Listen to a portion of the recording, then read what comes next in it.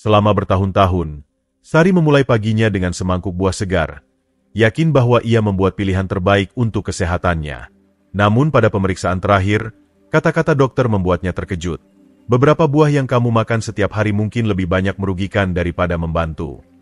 Bagaimana sesuatu yang begitu alami dan sehat bisa menjadi bahaya tersembunyi?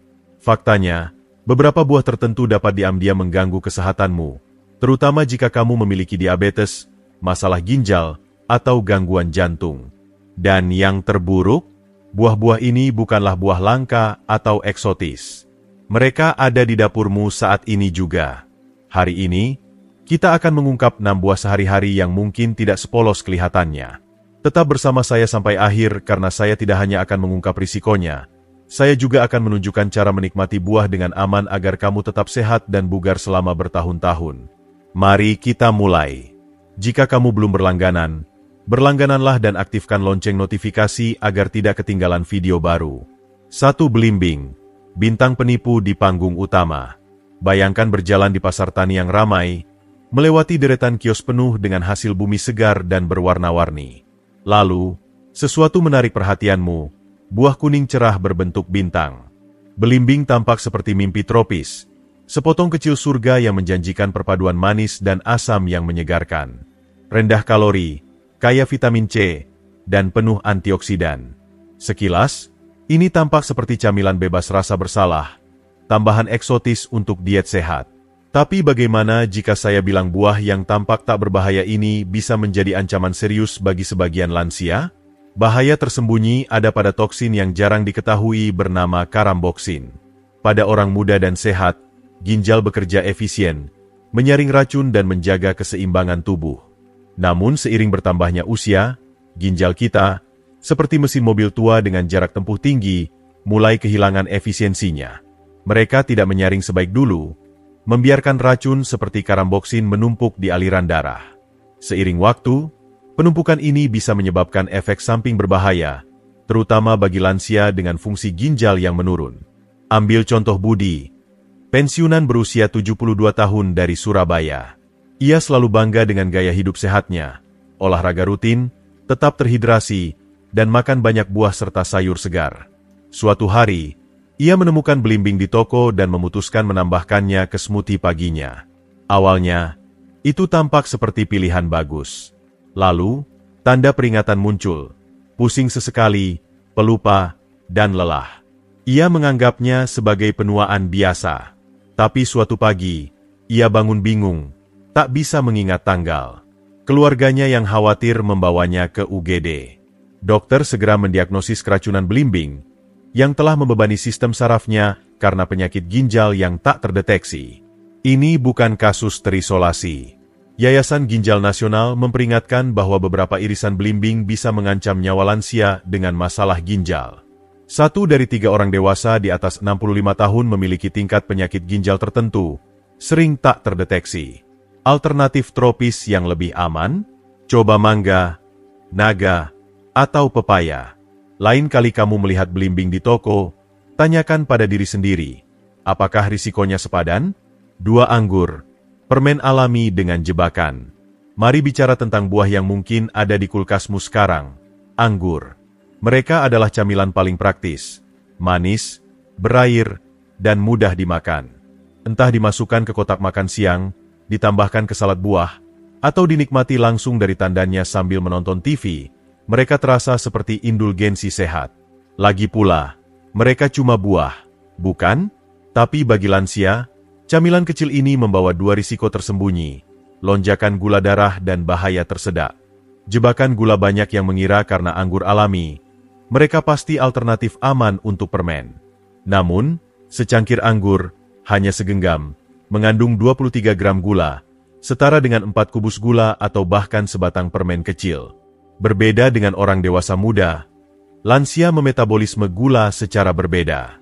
Seiring usia, sensitivitas insulin menurun, metabolisme melambat, dan lonjakan gula darah jadi lebih nyata. Bagi yang mengelola diabetes atau prediabetes, terlalu banyak anggur bisa memicu penurunan energi, perubahan suasana hati, dan komplikasi jangka panjang seperti penyakit jantung atau kerusakan saraf. Pertimbangkan ani, pensiunan 68 tahun dari Jakarta. Ia selalu suka ngemil, tapi saat pemeriksaan menunjukkan gula darahnya naik, ia mengganti kue sore dengan anggur. Ini buah, pikirnya, pasti lebih baik. Tapi beberapa minggu kemudian, ia noticing sesuatu yang mengkhawatirkan, penglihatan kabur, pusing, dan lelah terus-menerus. Tes gula darah setelah ngemil membuatnya kaget. 180 mg/dl, jauh di atas normalnya 101/20. Dokter menjelaskan bahwa anggur punya indeks glikemik tinggi, artinya bisa meningkatkan gula darah lebih cepat daripada beberapa makanan olahan. Bahaya tersedak selain masalah gula, anggur juga menimbulkan risiko fisik langsung, tersedak. Seiring bertambahnya usia, refleks menelan melemah, seperti engsel pintu yang tak lagi bergerak mulus. Bentuk anggur yang kecil, bulat, dan licin menjadikannya salah satu penyebab utama tersedak bagi lansia. Menurut Dewan Keselamatan Nasional, insiden tersedak terkait anggur di kalangan lansia naik 30% dalam 5 tahun terakhir. Camilan sederhana bisa berubah menjadi kejadian berbahaya, bahkan mengancam nyawa. Cara menikmati anggur dengan aman jadi, haruskah lansia menyerah pada anggur sepenuhnya? Tidak juga. Berikut beberapa cara cerdas untuk mengurangi risiko. Potong menjadi 4 bagian untuk meminimalkan bahaya tersedak. Padukan dengan protein atau lemak sehat, seperti kacang almond atau keju, untuk memperlambat penyerapan gula. Batasi intake menjadi 6 butir sekaligus, bukan semangkuk penuh. Ganti dengan buah beri rendah gula, seperti stroberi atau blueberry, yang memberi antioksidan tanpa kelebihan gula. Lain kali kamu mengambil segenggam anggur, pikir 2 kali. Mungkinkah kebiasaan sederhana ini lebih banyak merugikan daripada menguntungkan? Jika kamu masih menonton video ini dan merasa pelajaran ini berguna, silakan komentar 1 di bawah untuk memberitahu saya bahwa kamu masih bersama saya. 3. Jeruk, sitrus dengan sengatan. Siapa yang tak suka rasa segar jeruk? Warna cerah, manis berair, dan dorongan vitamin C menjadikannya favorit pagi hari. Tapi bagi banyak lansia, sitrus kesayangan ini bisa diam-diam jadi pengganggu, menyebabkan masalah kesehatan tak terduga seperti refluks asam, gangguan obat, dan kerusakan gigi. Jika kamu pernah merasa sensasi terbakar di dada setelah makan sesuatu yang asam, kamu tidak sendirian. Refluks asam, atau GERD, memengaruhi lebih dari 60% lansia, menurut Yayasan GERD. Jeruk, yang penuh asam sitrat, bisa jadi pemicu utama, menyebabkan mulas, iritasi tenggorokan, bahkan malam tanpa tidur. Wulan, 73 tahun dari Bandung, bertahun-tahun berjuang dengan refluks asam sebelum menyadari kebiasaan jeruk hariannya memperburuk keadaan. Saat ia menghentikannya, ia akhirnya lega. Mungkinkah sitrus pagimu lebih banyak merugikan daripada membantu? Lalu, ada masalah obat-obatan. Banyak resep umum, seperti obat tekanan darah atenolol, statin penurun kolesterol seperti simvastatin, dan antidepresan seperti sertraline, bisa terganggu oleh jeruk, menurut klinik Mayo. Ini berarti meski kamu minum obat dengan patuh, segelas jus jeruk yang tak berdosa bisa mengurangi efektivitasnya. Bayangkan mengandalkan pil harianmu, hanya untuk manfaatnya diblokir oleh pilihan sarapanmu. Dan bagaimana dengan gigimu? Seiring waktu, enamel alami melemah, membuat gigi lebih rentan. Keasaman jeruk bisa mempercepat erosi ini, meningkatkan sensitivitas dan gigi berlubang. Lansia sudah menghadapi risiko masalah gigi lebih tinggi, dan paparan sering ke asam sitrus hanya memperburuknya. Jadi, apa sumber vitamin C yang lebih aman? Pertimbangkan paprika, kiwi, stroberi, atau brokoli, pilihan yang lebih lembut untuk lambung, gigi, dan kesehatanmu secara keseluruhan. Jika tak bisa berpisah dengan jeruk, coba strategi sederhana. Makan di tengah hari, tunggu 2 jam setelah minum obat, encerkan jus dengan air, atau padukan jeruk dengan pisang untuk menetralkan keasaman. Sekarang, pikir sejenak. Apakah buah sarapan favoritmu membantu atau menyakitimu? Mungkin saatnya beralih. 4. Alpukat, perayap kalori. Alpukat telah menggemparkan dunia kesehatan. Lembut, padat nutrisi, dan penuh lemak sehat jantung, mereka jadi favorit dalam segala hal dari salad hingga smoothie. Tapi bagi lansia, superfood ini datang dengan risiko tersembunyi, penambahan berat badan, gangguan obat, dan bahkan reaksi alergi tak terduga. Tahukah kamu alpukat ukuran sedang mengandung sekitar 240 kalori, hampir sama dengan burger keju, meski itu tak terlihat banyak. Bagi lansia dengan metabolisme lebih lambat, ini bisa cepat menumpuk. Rata-rata lansia butuh antara 1.600 dan 2.000 kalori per hari, dan konsumsi alpukat sering bisa diam-diam membebani timbangan. Rudy, 75 tahun dari Bali, memutuskan mengganti mentega dengan roti alpukat, mengira itu lebih sehat. 3 bulan kemudian, ia bertambah 5,5 kilogram, dan lututnya mulai sakit karena beban ekstra. Asosiasi Jantung Amerika memperingatkan bahwa bahkan lemak baik harus dimakan secukupnya. Terlalu banyak hal baik tetap punya konsekuensi. Selain kekhawatiran berat badan, alpukat bisa mengganggu obat-obatan. Kandungan vitamin K-nya yang tinggi bisa melawan pengencer darah seperti warfarin, meningkatkan risiko pembekuan darah. Sementara itu, lemak sehatnya bisa memengaruhi penyerapan obat tekanan darah atau antidepresan, berpotensi mengurangi efektivitasnya. Jika kamu minum resep harian, irisan alpukat yang tampak tak berbahaya itu bisa memengaruhi perawatanmu. Lalu, ada masalah alergi yang mengejutkan. Kamu mungkin pernah dengar alergi lateks. Tapi tahukah kamu bahwa 6% lansia bisa mengalami reaksi terkait yang disebut sindrom lateks buah? Kondisi ini bisa menyebabkan gatal, bengkak, atau kesemutan setelah makan alpukat. Wulan, 68 tahun dari Makassar, bertahun-tahun makan salad alpukat tanpa masalah, hingga suatu hari bibirnya mulai kesemutan. Ia mengembangkan sensitivitas yang muncul belakangan, sesuatu yang lebih umum daripada yang disadari kebanyakan orang. Jadi, apa pendekatan terbaik? Batasi seperempat alpukat per porsi, padukan dengan protein untuk menyeimbangkan kalori, dan tanyakan dokter jika kamu minum obat. Atau pertimbangkan alternatif seperti minyak zaitun atau kenari, yang menawarkan manfaat serupa dengan risiko lebih sedikit. Apakah kamu pecinta alpukat? Dan mungkinkah itu diam-diam merugikanmu?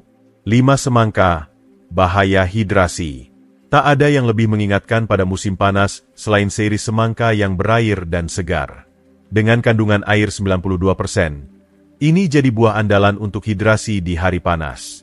Tapi bagi lansia, camilan yang tampak tak berdosa ini bisa menimbulkan risiko tak terduga, kelebihan cairan, lonjakan gula, dan ketidakseimbangan kalium.